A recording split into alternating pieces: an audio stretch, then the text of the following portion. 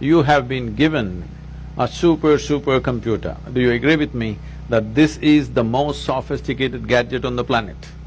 Not the iPhone, the eye.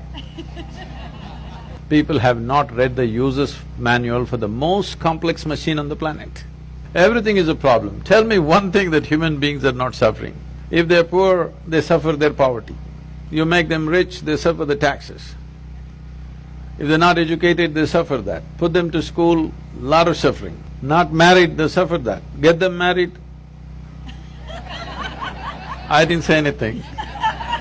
I didn't say a thing, okay? No children, some people suffer that. Children, daily suffering.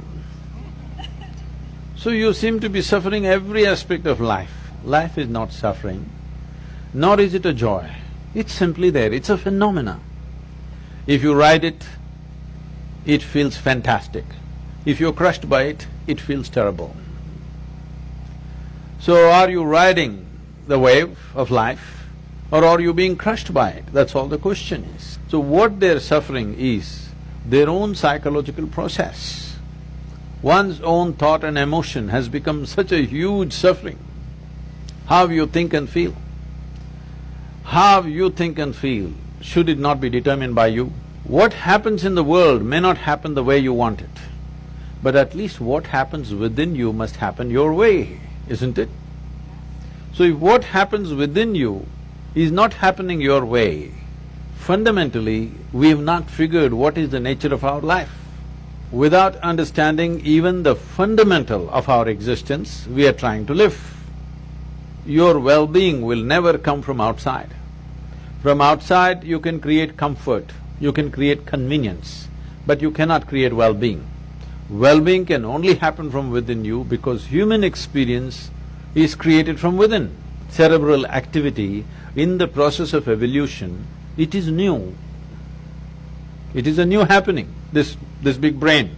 When I say new, just a few million years, but in the evolutionary scale, it is new. So we have an intelligence for which we don't have a stable enough platform because your own intelligence is turned against you. You can call it by many exotic names. You can call it misery, you can call it depression, you can call it by variety of diagnosis.